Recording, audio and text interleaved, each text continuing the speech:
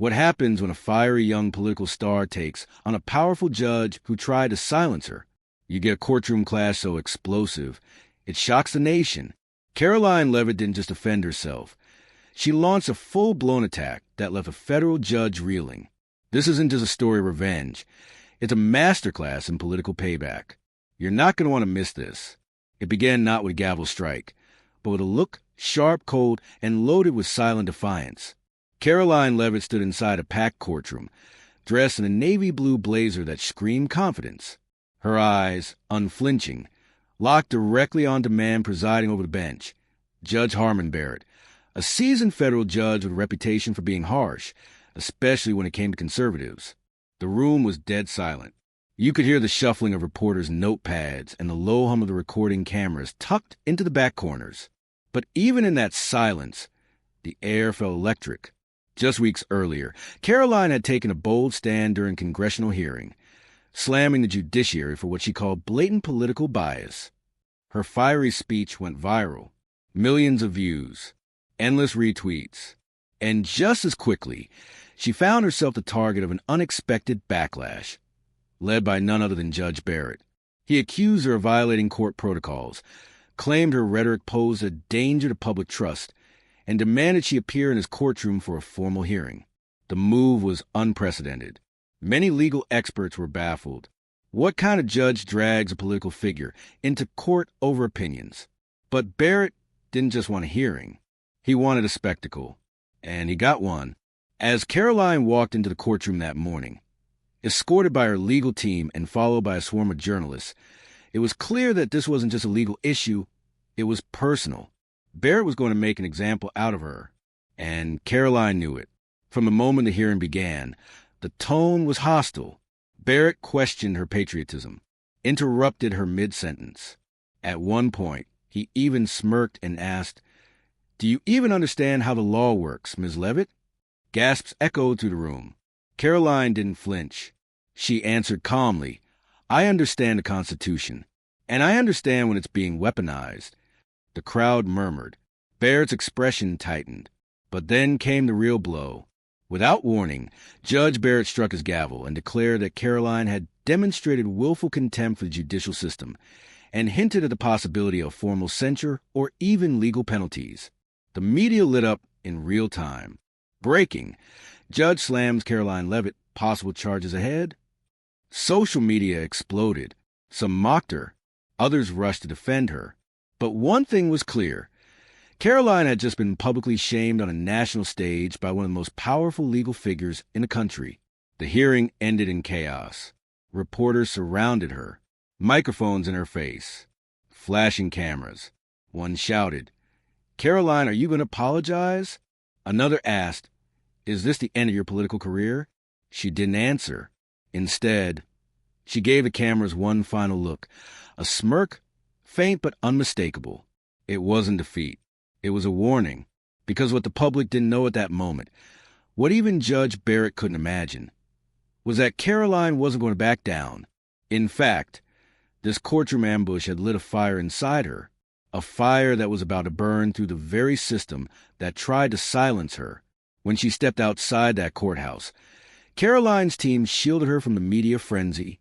But the second she got into her SUV and the door shut behind her, she said just one thing to her communications director: "I'm going to bury him with truth." And she meant every word. In the days that followed, Karoline vanished from the headlines.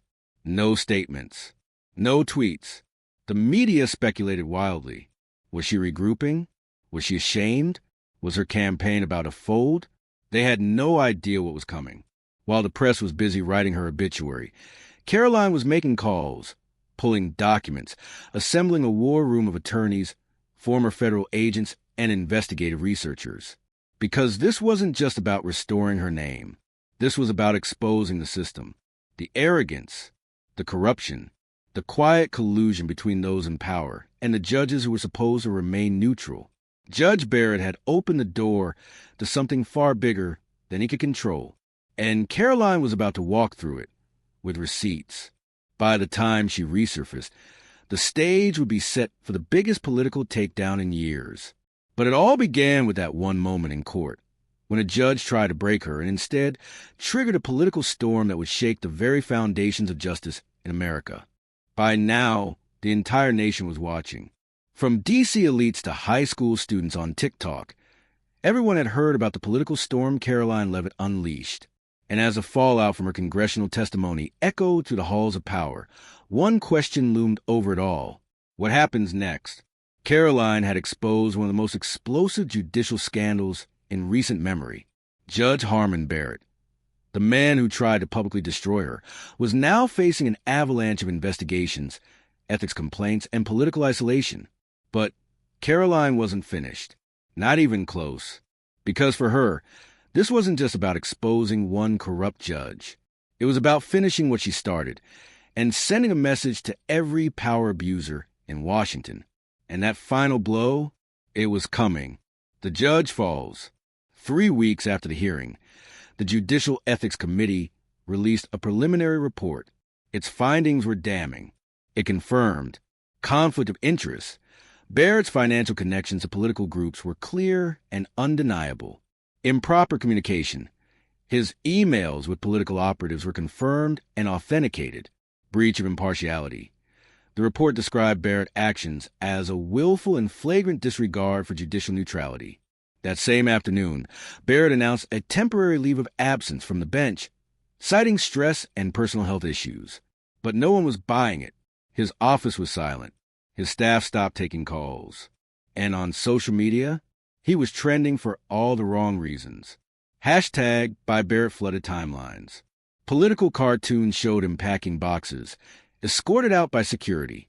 One viral clip even played the Titanic music over news footage of the courthouse. By the end of the week, an impeachment motion had been filed in the House. Barrett was done. Karoline's national ascent. As Barrett faded into disgrace, Karoline exploded onto the national stage. Her popularity skyrocketed.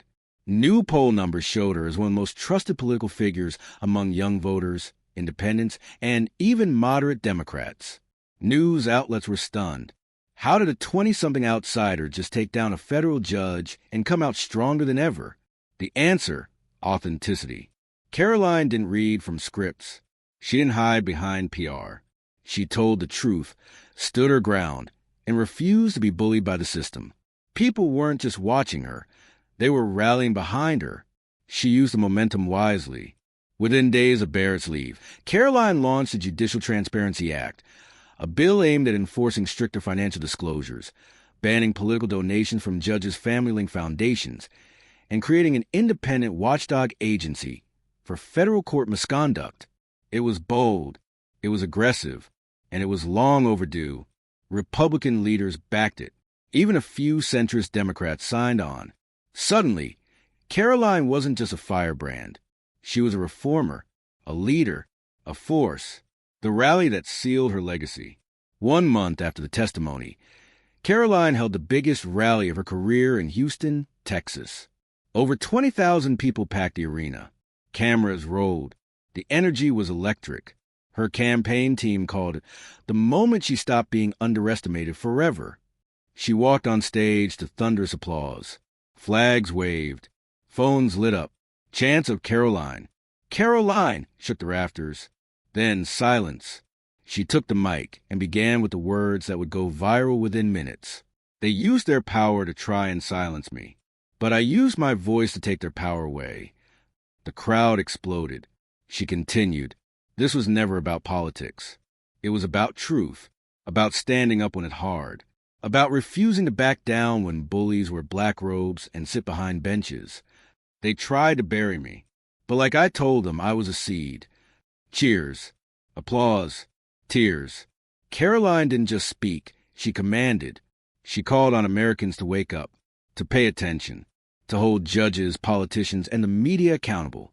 And most importantly, to never be afraid of fighting back. The final scene, a message to the establishment. In the final moments of the rally, the lights dimmed. Behind her on the Jumbotron, a montage played. Clips from a hearing. Images of Barrett's resignation letter. Headlines flashing, Karoline Leavitt exposes corrupt judge. Then, a final quote appeared on screen. Power concedes nothing without a demand. It never did, and it never will. Frederick Douglass. The crowd stood in silence, absorbing the weight of what had just unfolded over the past month. Then Karoline delivered the knockout line. You came for me in court.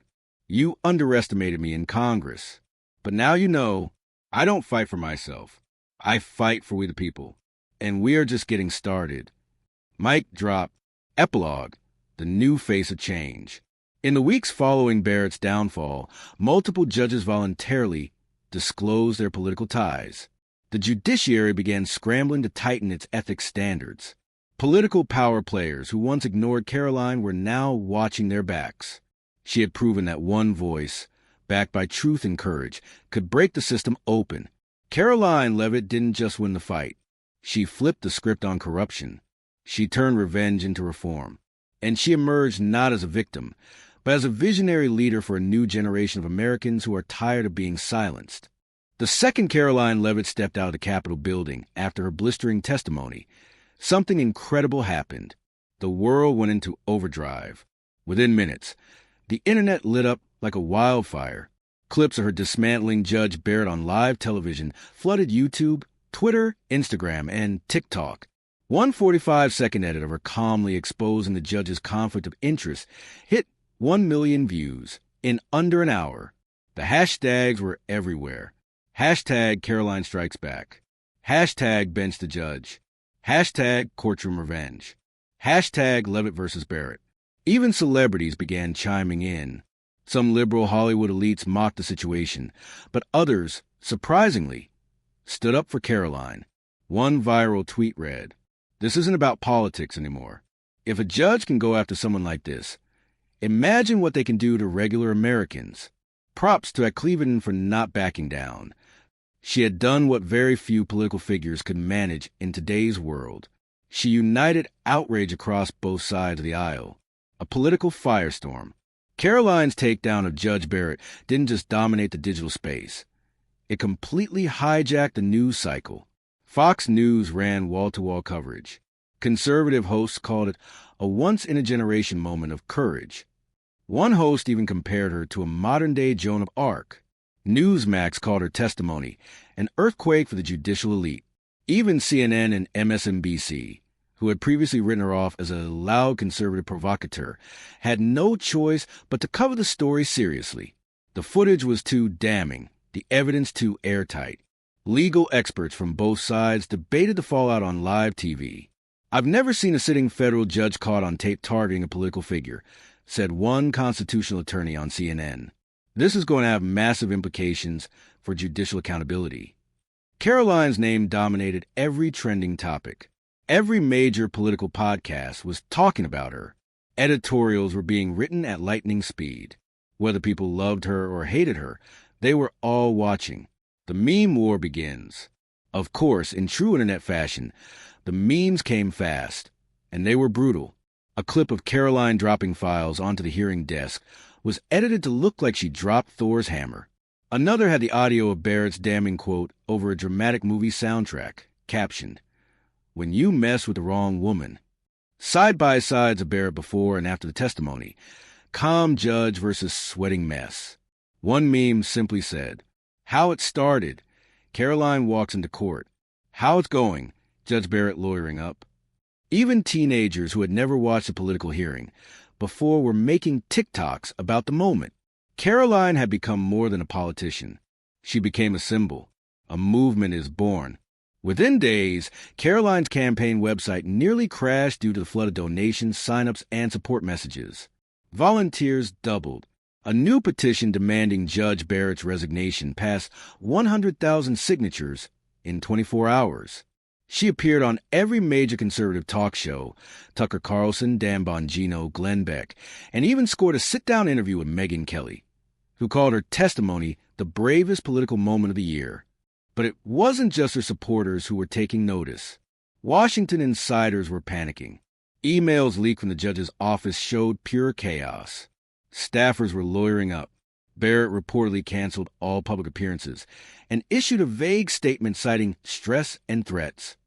Too late. The narrative had already left the station, and Karoline was a conductor. And it didn't stop there. Influencers began promoting a hashtag Justice Reform Now campaign sparked by her actions. Law professors started public debates about lifetime judicial appointments. Entire Reddit threads were created to track every detail of the unfolding scandal. A quiet courtroom incident had triggered a national conversation on power, fairness, and accountability. And Karoline was center stage. Karoline's next move, just 1 week after a Capitol Hill takedown. Karoline returned to her home state of New Hampshire to address a massive outdoor rally. 10,000 people showed up, flags waving, music blaring, supporters chanting her name like she was a rock star. When she finally stepped up to the podium, the crowd fell silent. They tried to silence me in courtroom. They tried to humiliate me on national television. But instead, you turned this moment into a movement. Cheers erupted. They can try to take us down, but what they don't understand is this. We're not afraid anymore, because we know the truth. And once you know the truth, you don't back down. You fight. The crowd roared. People weren't just listening to Karoline. They were believing her, trusting her, following her. She ended the rally with this line. This isn't about revenge anymore. It's about reform. And if they thought that courtroom was loud, wait until they hear us at the ballot box. Judge Barrett's silence and Karoline's rise. Meanwhile, Judge Barrett hadn't spoken a word publicly since the hearing. Legal analysts debated whether he would resign, be impeached, or somehow try to ride out the scandal. But with every passing day of silence, he looked more guilty in the public eye. A once powerful man, reduced to a symbol of what's broken. And Karoline, she didn't just survive the attack. She flipped it. She grew stronger, louder, more influential. She had exposed a system many had suspected was rigged, but never had the proof to prove it. Until now, her revenge wasn't just personal. It became political transformation, and the people were right there with her. It was the most anticipated congressional hearing of the year, and it wasn't even about a bill, a war, or a scandal involving a president. It was about one woman versus the judicial establishment. Washington, D.C. was buzzing. News anchors were stationed outside the Capitol. Crowds of supporters and protesters gathered. Signs waved in the hot summer air. Hold judges accountable. Stop weaponizing the bench. And Karoline is our voice. But inside the hearing chamber, the atmosphere was tense, deadly serious. The walls of room 216 of the Rayburn House office building had never seen anything like this. The Oversight Committee on Judicial Integrity had opened its doors to Karoline Leavitt, who was scheduled to deliver sworn testimony on alleged corruption by federal Judge Barrett. What no one knew was how far she was willing to go. At exactly 10 a.m., Karoline entered the chamber flanked by her legal counsel and top investigators. Cameras clicked like machine guns. The room fell silent. She took her seat, adjusted the microphone, and without waiting for drama or build-up, leaned forward and opened with one line. Justice must not only be blind, it must be clean. And what I witnessed in Judge Barrett's courtroom was neither. Gasps, then silence. The chairwoman asked her to proceed with her statement, the testimony that shook the system. Karoline unfolded a stack of documents before her, evidence meticulously prepared by her team. Every piece had been authenticated, double-checked, and legally vetted. And she began. First, she laid out the timeline, how Judge Barrett demanded she appear in court, how he interrupted her testimony, mocked her intelligence, and threatened legal action under false pretenses. That, she said, was only the tip of the iceberg. Next came the conflict of interest. She presented financial records showing donations from Barrett's family foundation to PACs that had targeted her campaign. Then came email correspondence between Barrett and a Democrat-aligned political strategist, talking about neutralizing Leavitt's influence.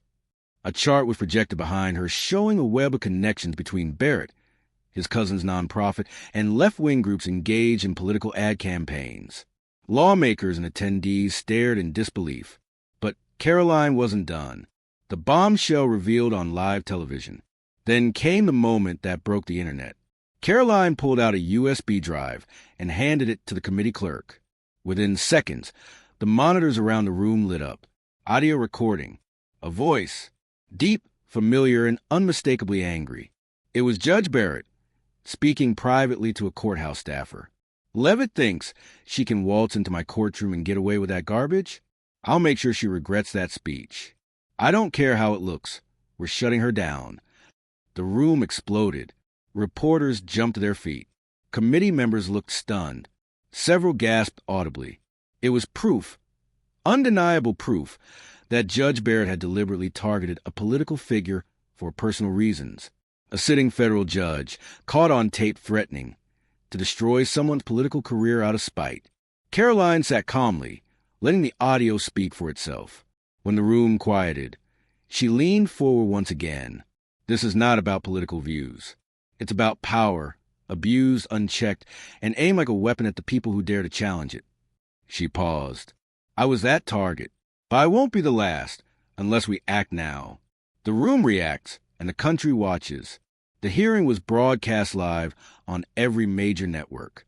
Fox News, CNN, Newsmax, MSNBC. Even international outlets picked it up. Social media was in meltdown. Hashtag Karoline Strikes Back. Hashtag Barrett Exposed. Hashtag Judicial Reform Now. All trended worldwide within minutes. Even some members of Congress who had previously criticized Karoline now leaned in to ask serious, pointed questions. She answered every one with clarity and evidence. A few Democratic lawmakers tried to dismiss her claims as circumstantial. She responded by reading a direct quote from Barrett where he referred to her as a danger to democracy in private emails. Their arguments fell apart. One congressman, visibly shaken, said, I don't care what party you're in. This is unacceptable. If this is what's happening in our judiciary, then we have a real problem. The aftershock begins.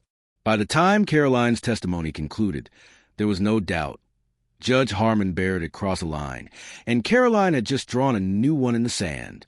After her final remarks, the room gave her a standing ovation, unheard of in a congressional hearing. Outside, supporters cheered as she exited the building. Dozens of cameras swarmed, but Karoline didn't stop to gloat. She simply looked into the nearest lens and said, this was never about revenge. This was about restoring faith in a broken system. And then she walked away. What happened next? Within 48 hours, the Judicial Ethics Committee launched a formal investigation into Judge Barrett. Legal scholars began debating whether he would be impeached. Activist groups demanded immediate reforms. Even the Department of Justice acknowledged the seriousness of the allegations. Karoline was hailed as a hero by many, a whistleblower, a fighter, a voice for the voiceless. But most importantly, she had shifted the national conversation. She had shown that the people don't have to stay silent when the system goes rogue, that accountability is possible, even for those who wear the robe. And in doing so, she didn't just strike back. She made history. For most people, that courtroom moment would have been the end. But Karoline Leavitt is not most people. While the media spun their theories and her critics celebrated prematurely, Karoline did something unexpected. She vanished. No press conferences, no tweets, no fiery rants. She went silent. And in politics, silence is either the sound of defeat or strategy. For Karoline, it was the latter. Behind the scenes, she was building something powerful, a plan. Her first move? Assemble a covert team of experts, not just political allies, but real investigators, people who knew how to track paper trails, dig into sealed court records, and follow the money. A few of them were former FBI agents turned whistleblowers. Others were retired attorneys who'd had enough of the corruption inside the system. All of them were loyal to one mission: take down Judge Harmon Barrett. Karoline was no longer playing defense. She was going on the attack. The digging begins. Within 48 hours, Karoline's team started pulling records, financial disclosures, case histories, judicial rulings, even leaked emails from within the courthouse.